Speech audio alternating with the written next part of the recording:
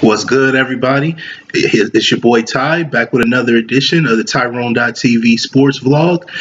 Just want to, let you guys know today's episode is going to be pretty much all NFL. Going to get into last night's game, going to talk about the matchups this week, give my predictions, and yeah. So let's get to it because it's gonna be a pretty stacked episode. All right, so Thursday night game last night. Listen to this game on the radio on Westwood One. The game was pretty ugly game, by the standard of there was a lot of injuries and a lot of penalties. But the Seahawks prevailed with the final score of 22-16. On Arizona's side, Adrian Peterson had a pretty rough game. He was held to 29 yards on, I believe, 21 carries. He fumbled the first play of the game of Arizona's first offensive drive. So that kind of put, Arizona in a bit of a bind early. I don't think Seattle scored on that drive, but it did. Actually, I think they did score on that drive. So it kind of put them behind the eight ball early, but Arizona was able to come back, score to tie it up after Seattle committed two penalties on that drive to extend the drive for Arizona. So it's kind of a give and take with the mistakes there early for both teams. And as I stated in my matchup prediction yesterday, Russell Wilson just made more plays. He was the key. He was the guy for Seattle. He was the one who basically made the plays that Seattle needed to get the victory. He hit Doug Baldwin. I'm sorry, just still waking up here, so apologize if I'm a little bit fuzzy. But Doug Baldwin hit Doug Baldwin on a scramble for a 54-yard gain later on in the game. That a drive that essentially sealed the victory for Seattle. He hit Jimmy Graham for two short touchdown passes down in the deep in the red zone. So that was pretty much what told the story offensively for Seattle. Defensively, again, they shut down AP. He probably had one of his worst games as a pro because he not only fumbled in the first series, but he was also tackled for a safety later on in the first quarter. It was just not a good game for AP, and it could possibly be because he's coming off of two previous games where he had 30 plus touches. So maybe that might be, starting to take a toll on him at 32 years old. But this guy is a beast. I know he's going to be back to the normal AP next week, or whenever the next time the Cardinals play. So again, going up against an elite defense like Seattle, Thursday night game. Again, I've already emphasized that.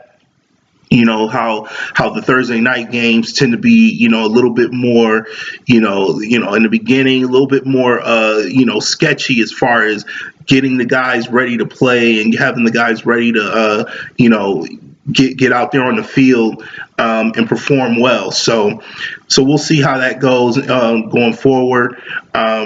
But as far as the rest of Arizona's team, offensively, Drew Stanton, the quarterback, was able to find Larry Fitzgerald quite a bit. He had 10 catches for over 100 yards.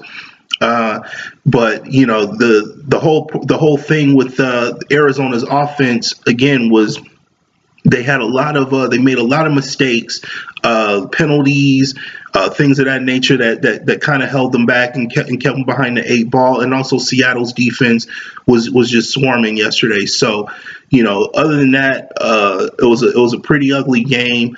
Also with regard to injuries, Seattle lost probably the best corner in the game last night, and Richard Sherman for the season with a ruptured Achilles tendon. That was believe he went down in the third quarter.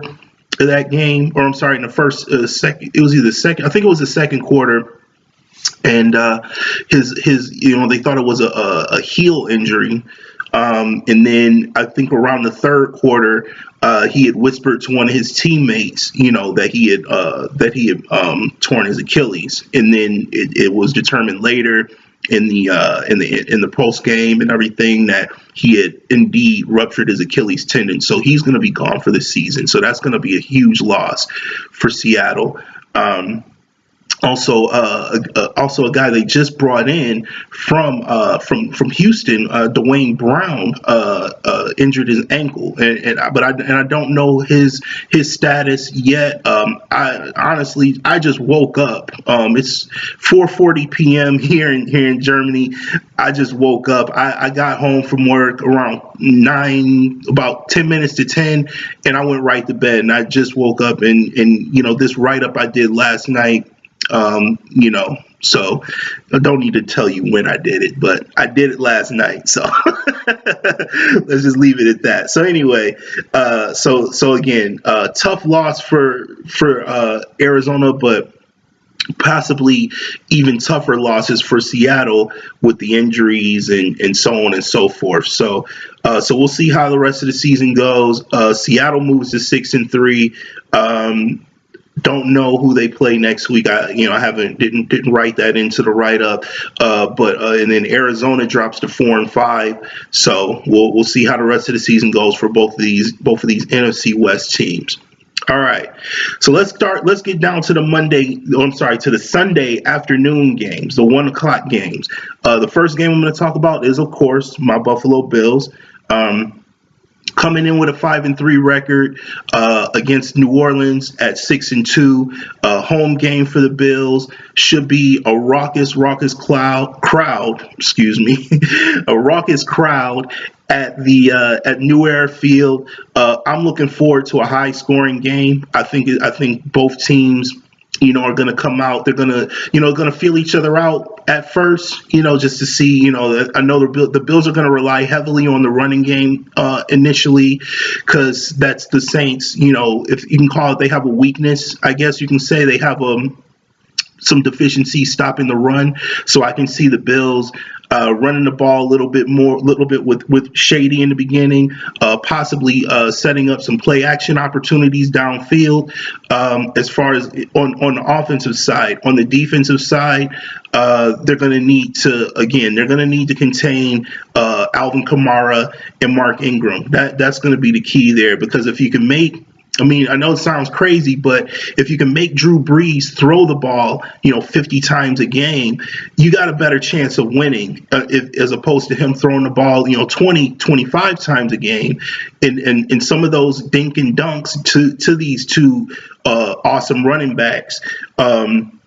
Then I think the Bills have a much better chance to get some turnovers, to get some pressure on Drew Brees, and to make the Saints a one-dimensional team. So I'm looking forward to a high-scoring game. I can kind of see this game going where if the Saints get out to an early lead, it could be a tough ending for the Bills. It could be a bad ending for the Bills, because Tyrod Taylor, as much as I like him as a quarterback and think he belongs as the Bills franchise quarterback, he does have, when he doesn't play well from behind. When the team is running the ball and controlling the clock, and he's making plays with his legs and things like that. That's where Tyrod Taylor strives, as far as coming back from multiple, 10-point, 15, 14-point deficits. Not a strong suit. So the bill it's on the Bills to get out to an early lead, or keep the game close. Keep it 14-10. 14-14, or have a big lead. I would prefer them to have the big lead, but the Saints are a good team, and I think they're gonna show up, and they're gonna play well. I think both teams will play well, but I think in the end, the Bills will come out on top, 31-28. And yes, I'm looking forward to a great game on Sunday. All right, so let's move on to Chicago and Green Bay. Um, Chicago comes in at 3-5. They're the home team this week, playing out in Soldier Field. That's going to be a huge game, huge division matchup. Chicago has the opportunity to even their record with Green Bay with a win in the NFC North Division, which, for all intents and purposes, is now kind of wide open, except with the exception of Minnesota. Minnesota's having a pretty good year. Their defense is playing great, but there's some questions at the quarterback position for them now that Sam Bradford's done for the year. They got Case Keenum in there. Teddy Bridgewater, I understand, is back on the roster. So there's some question marks there, I think. But Minnesota has some weapons as well, and I'll talk about Minnesota in a second. But I think Chicago has the opportunity to even up with Green Bay, kind of get back into the mix, if you want to say that, despite the fact that nobody had them even anywhere close to contending this year. I still don't think they will, but being a division matchup, you want to try to get up to the same level as the rest of the team. So I have Chicago winning this game if their running game is on point. If they can get Tariq Cohen and get Jordan Howard going, use the clock, ensure Mitchell Trubisky, the rookie quarterback, keeps his pass attempts 15 and under. Unless there's some dinks and dunks to Tariq Cohen and Jordan Howard out of the backfield. Not too much stuff downfield. The Bears need to really, really rely heavily on their running game and their defense in this game, and I think they can do that. I think in a game played at home against a Green Bay team that's a little bit depleted, especially at the quarterback position. Now that Aaron Rodgers is done for the year, they got Brent Hundley. Sorry about that. In that QB. He's been having a little bit tough time getting the ball downfield to his playmakers and Jordy Nelson, Devontae Adams, and Randall Cobb. If he can do that, if he can find a way to get the ball to them, then I think they have a good chance of winning the game. And also Green Bay's defense, if they can slow down Jordan Howard and Tariq Cohen and force the Bears to throw with the rookie quarterback, then I see Green Bay coming out on top in this one. With that said, though, I'm going to take the Chicago Bears in this one. I'm gonna say it's going to be a pretty relatively low scoring game. I think both teams will be it'll be a game where turnovers will play again a key role in victory, and I see the Bears coming out on top in this one, 20-17. All right, next game, Detroit and Cleveland. Detroit is going to be the home team in this one. They come in at a record of 4-4, though their record doesn't indicate how well how well they're playing this year, especially on the offensive side of the ball.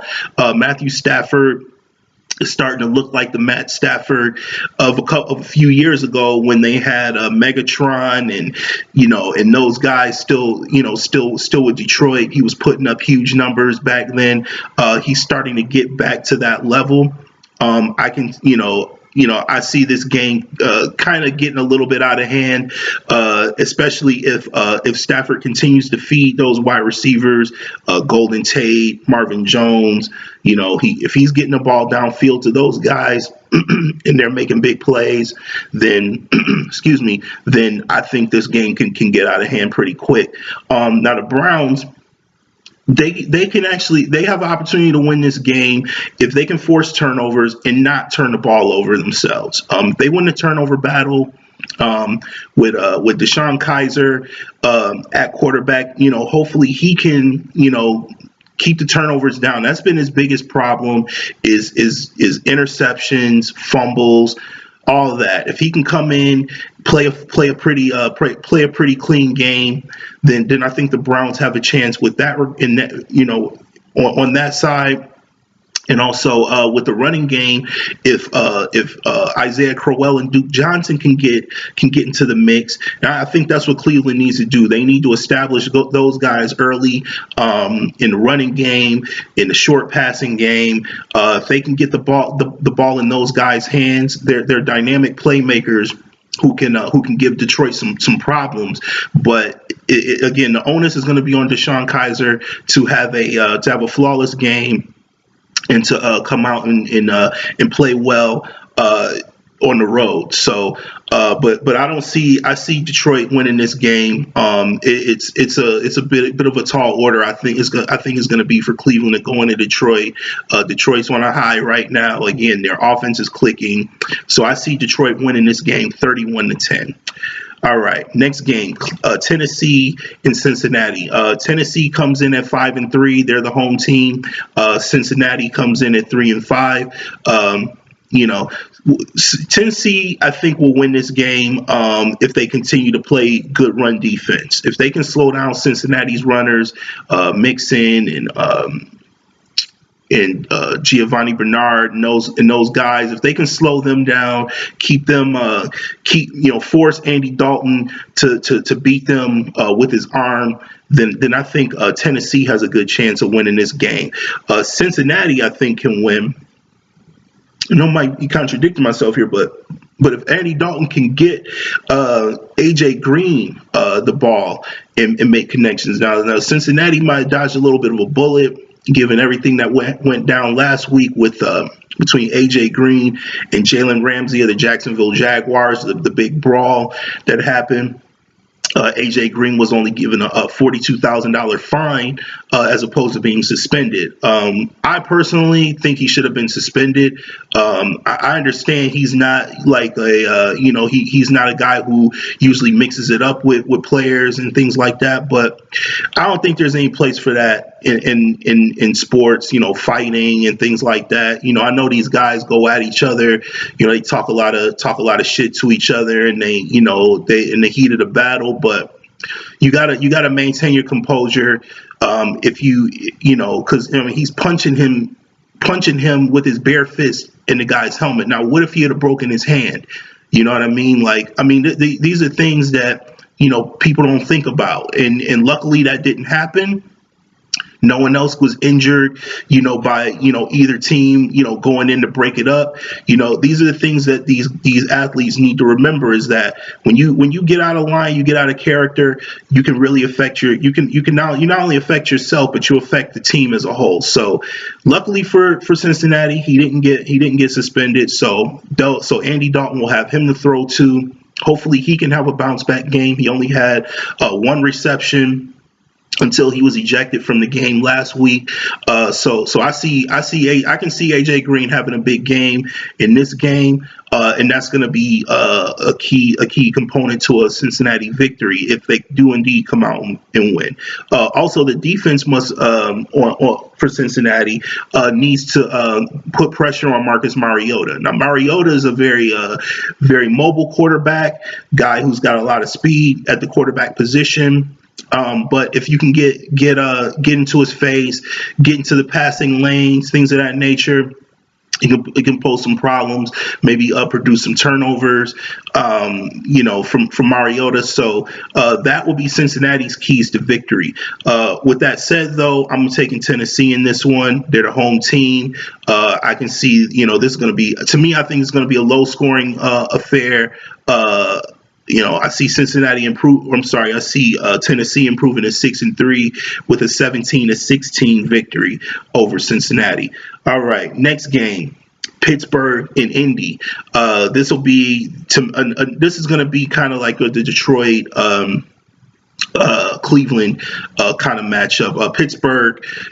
They're when they're clicking, they probably have the most dynamic offense in the league. With Le'Veon Bell, a guy that I truly love watching him play. He's been on my last 2 or 3 fantasy teams. The guy is phenomenal player. A guy who who just eats up yardage, who gets a lot of touches, makes a lot of big plays for Pittsburgh, and that's the key there for Pittsburgh. Get him the ball, feed him the ball, get him the ball in the passing game, run the football with Le'Veon, set up some play action, so you can get the ball downfield to Juju Smith-Schuster, who's having a great rookie season, and of course AB Antonio Brown, a guy who's always putting up numbers. So I don't see in Pittsburgh having too much trouble with Indy. However, with that said, I think Indianapolis will have a chance to win if they can contain Le'Veon, maybe limit his touches to about 20 touches somehow, some way. Take him out of the game somehow. Force Pittsburgh to make turnovers. Ben Roethlisberger is an interception, has been an interception machine this year, and usually he isn't. Usually he's pretty. He's very efficient. Usually he doesn't throw too many picks, but this year he's been making a lot of mistakes throwing downfield. So if Indianapolis can force him to do that, then they have a good opportunity. And also they're gonna need to get the ball to T.Y. Hilton. I think their last week's game against Houston, he had a huge game. If he can replicate that in this game, Indianapolis will have a good opportunity to win, and they need to use Marlon Mack more. Now, I understand. I like Frank Gore. I think he's had a great career, a terrific running back for years and years with San Francisco and also with Indianapolis. But they need to get Marlon Mack more touches. This guy has good vision. In the running lanes, guy who can catch the ball out of the backfield. Maybe a little bit deficient in pass protection, so that might be the rationale behind him not being on the field as much as Frank Gore. However, he's the younger back, got more burst, more speed. A guy who can make things happen in the open field if you get him the ball. So I think Indianapolis should really focus in on getting him more touches in this game in particular, so that Jacoby Brissett isn't in a bind as much with regard to trying to stand in the pocket, scramble around, and find guys, downfield for long periods of time. If they can get Marlon Mack the ball in space and throw the ball short to him, and that opens that up for Jacoby Brissett to then find T.Y. Hilton and the other guys, Dante Moncrief and those guys downfield, and that might help Indy. So. But with that said, I see Pittsburgh winning this game in a bit of a rout. I see it going 38-21 Pittsburgh for them to improve to 7-2 in the NFC North, or I'm sorry, in the AFC North, and put a little bit of a stranglehold on that division. All right, next game is the New York Jets against the Tampa Bay Bucks. Jets come into this game at 4-5, fresh off a beating of my Bills. They played a tremendous game against the Bills. They had a 31-7 lead at one point.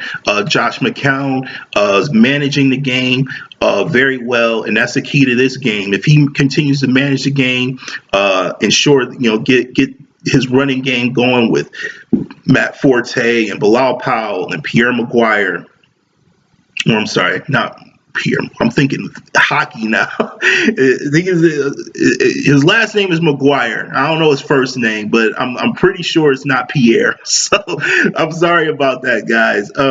Anyway, if they take advantage of Tampa's missing starters, if the Jets defense can take advantage of the starters that are missed by Tampa Bay with Jameis Winston out with injury, and Mike Evans out due to suspension because of his actions in last week's game against New Orleans, getting into a fight with I believe it was Lattimore from the Saints.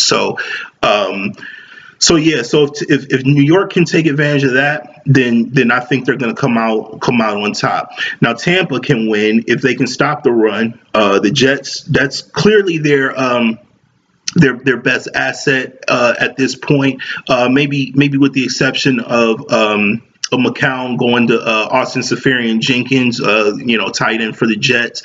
But other than that, I see, the Jets is everything is predicated on the run as far as they go on offense. So if Tampa can stop the run and force McCown to beat them with his arm, then they have a very good shot to win. And if Ryan Fitzpatrick Fitzmagic, he's back in the fold, back behind center for Tampa due to Jameis Winston's injury. If he can make plays to the wide receivers that are going to be out there, the Deshaun Jacksons and those guys, and also if Doug Martin can get involved and have a great game, then that's the key for Tampa. But with that said, I see the Jets coming into Tampa.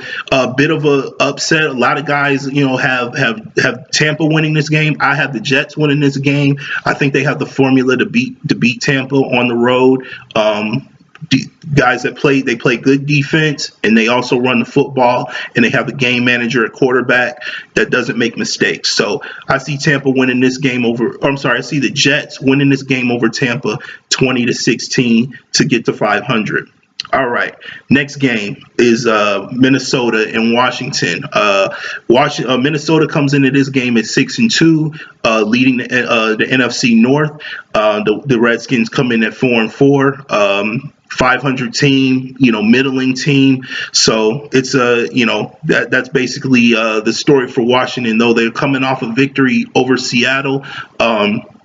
That was kind of a pretty interesting game. I talked a little bit about that in previous episodes, but I think this game is going to be kind of a low scoring game.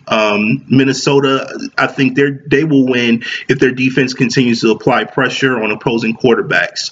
That's Minnesota's specialty this year, with their head coach Mike Zimmer, former defensive coach. Has their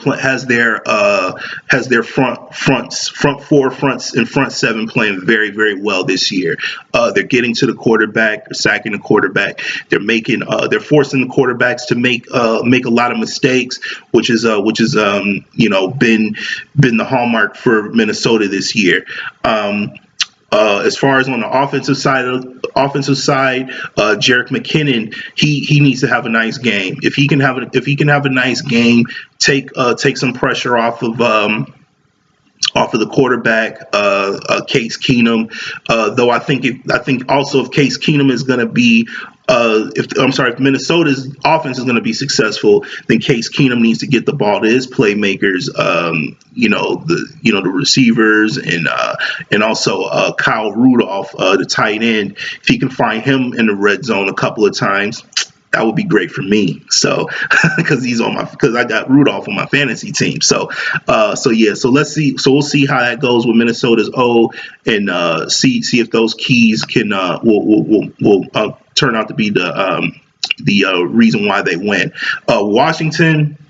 They'll win if they can protect Kirk Cousins. They can somehow, hold it together like they did in Seattle last week. Seattle went up against Seattle, played a tough game up there, and they were able to prevail in that game. So if they can play a game similar to that, going up against an elite defense, making some big plays and controlling the game with the running game, then I think that and that all comes to Chris Thompson. If he can get involved early and often, then I think Washington has a good chance of coming out on top.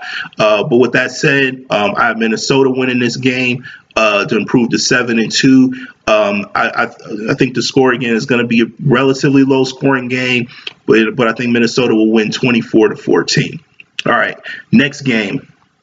In the last of the 1 p.m. games is going to be Jacksonville and the Los Angeles Chargers. Jacksonville going to be the home team coming in, with the record that some people predicted. Some people thought, oh, they have good defense and everything like that. But a lot of people didn't have them pegged as a team that could possibly win a division. But with the troubles in Indianapolis, with Andrew Luck being out for the year now, Tennessee's kind of up and down, and Houston playing some inconsistent football is giving Jacksonville the opportunity to be co-leaders in that division at the halfway point. So, but with regard to this game, Jacksonville is going to will win this game if Leonard Fournette if they just feed the ball to Leonard Fournette. Then they have a good shot. Now, LA's defense though pretty stout up front. With Joey Bosa and Corey Liuget and those guys, but I think if Jacksonville can establish the run with Fournette and Chris Ivory, and if Blake Bortles doesn't make any mistakes, if he has an efficient game, if he doesn't turn the ball over. Then and on the defensive side, if Jacksonville can force LA to throw the football, as opposed to giving the ball to Melvin Gordon, running the football, then those are the keys for Jacksonville in winning this game. Now, on Los Angeles' side, they need to get the ball to Melvin Gordon. If Melvin Gordon, can have a big game, running the football and getting the ball in the short passing game, like they have been previous weeks where they've been successful, then that'll take some pressure off of Phillip Rivers.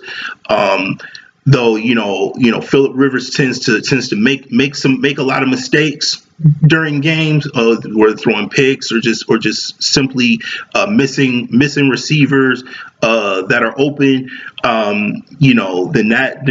Then they'll need to make sure that doesn't happen in order for LA to win. And of course, the defense is going to need to slow down Leonard Fournette and force Jacksonville to throw the football. If they can force them into that type of game, then LA can come in and on the road and get the upset. However, I have Jacksonville winning this game. They're the home team. Their defense is playing great. Coming off of what happened last week with Cincinnati, they're a team that's fired up, and I think they have a different attitude with regard to the previous seasons with their team. So I have Jacksonville winning this game 21-17. All right. So on to the 4:00 games for Sunday. LA Rams and the Houston Texans. This game I can see kind of getting into a little bit of a shootout.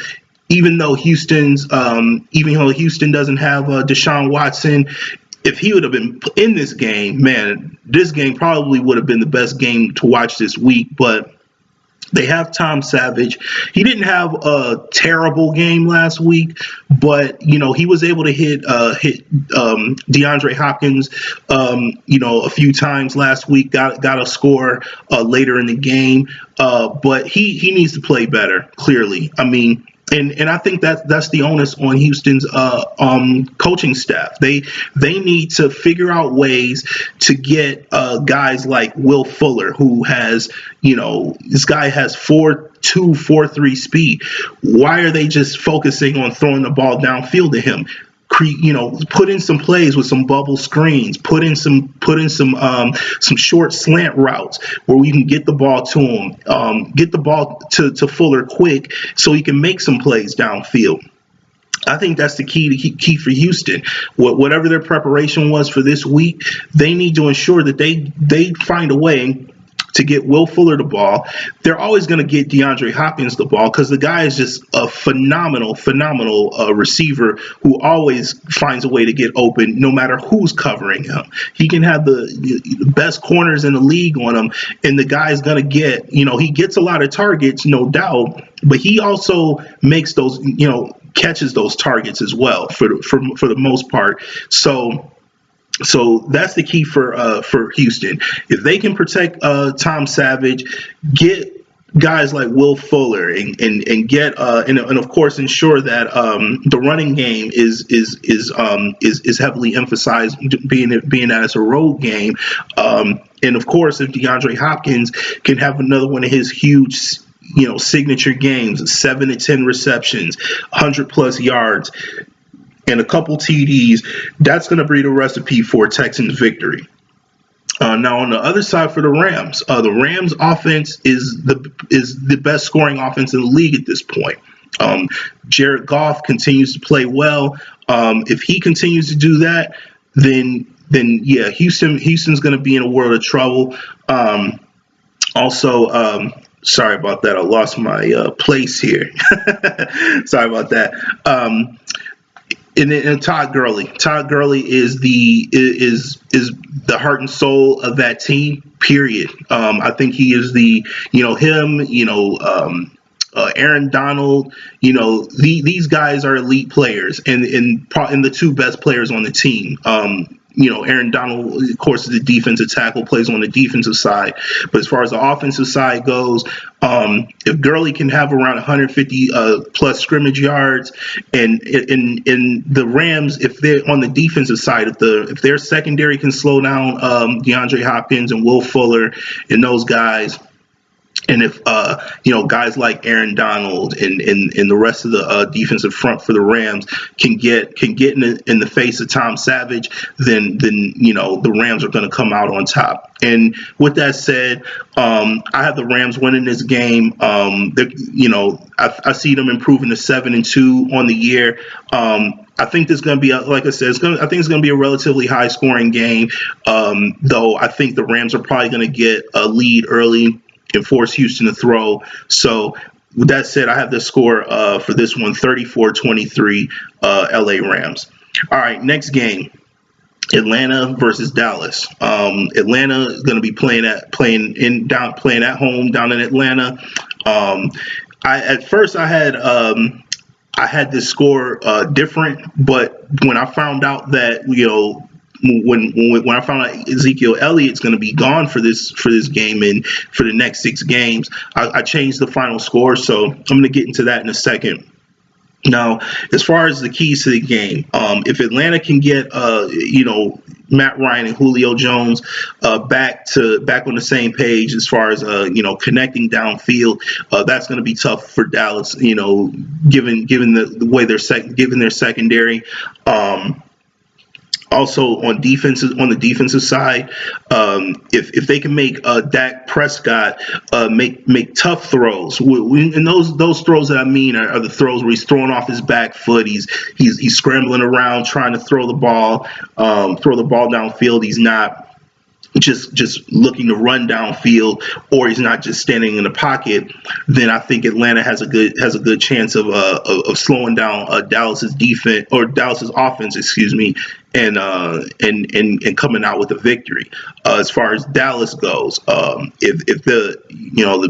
without Ezekiel Elliott, it's going to be up to guys like Alfred Morris and Darren McFadden to come out and fill that void. And if they can do that, if each of them get 15 or so touches each, can make some plays running the ball, make some plays in the short passing game, that's going to be key for Dallas.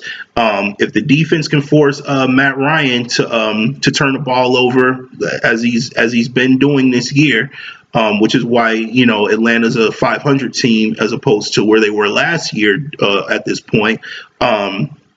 And if they can contain Tevin Coleman and Devontae Freeman, then Dallas will come out on top.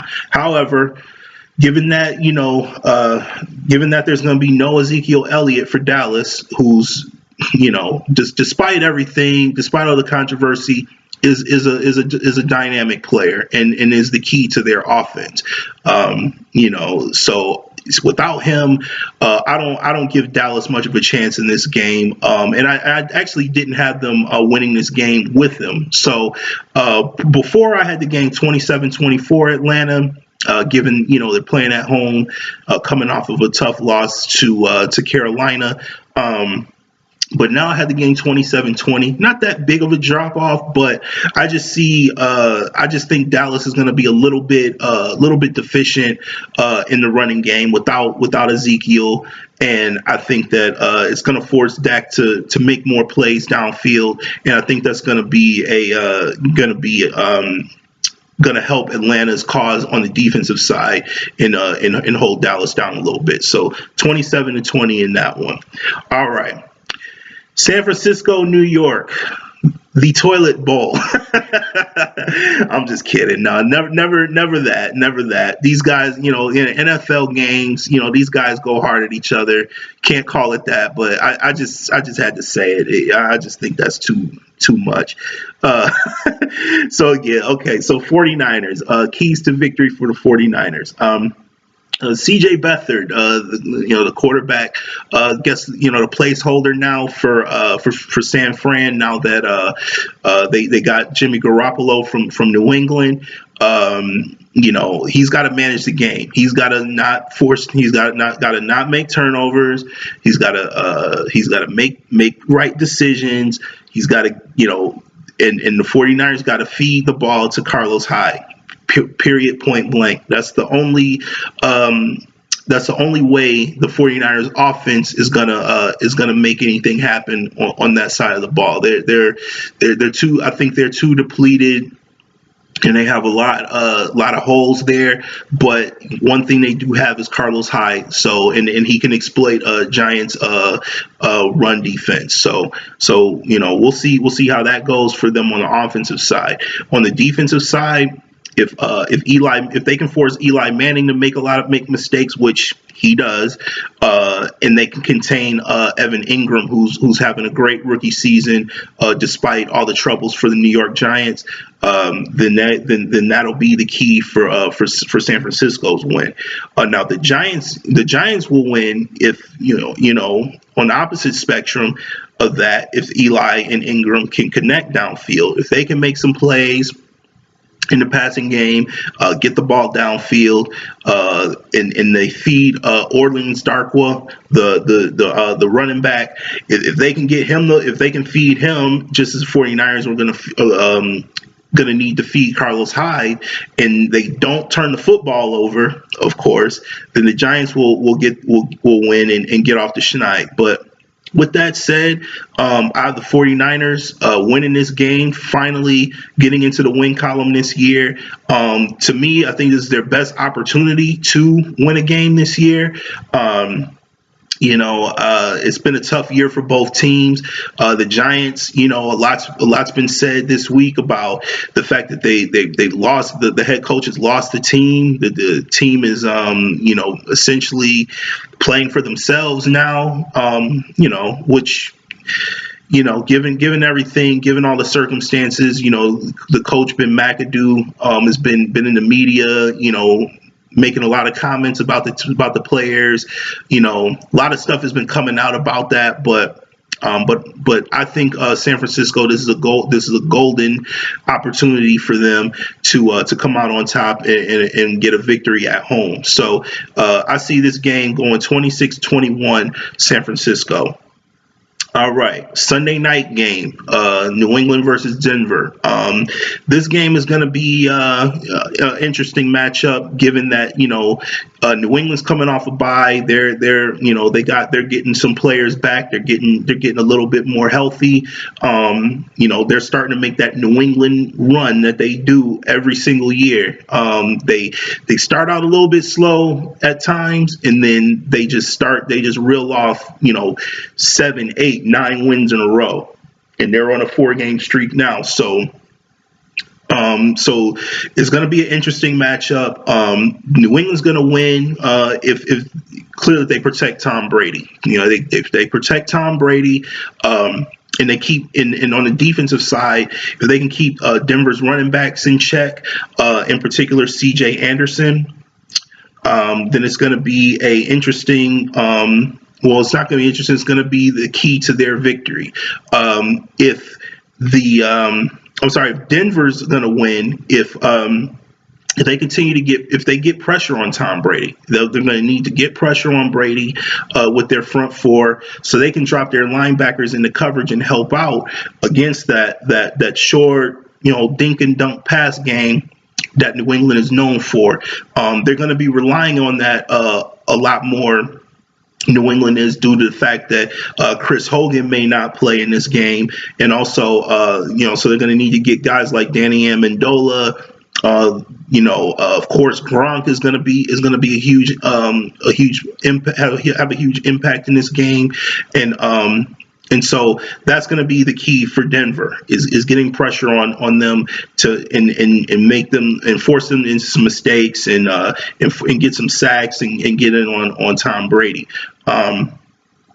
Also, if they keep the Patriots running game in check, I can see this game, being, of course, with the short pass game with New England, but Belichick, and those guys, they game plan masterfully, for these types of games, these Sunday night game on the road, um, back against the wall. They usually come out and do something a little bit different. I can see them running the ball a lot more, using that running back by committee with Gillis Lee and Dion Lewis and those guys.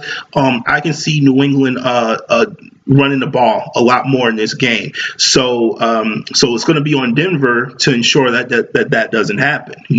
Identify run schemes.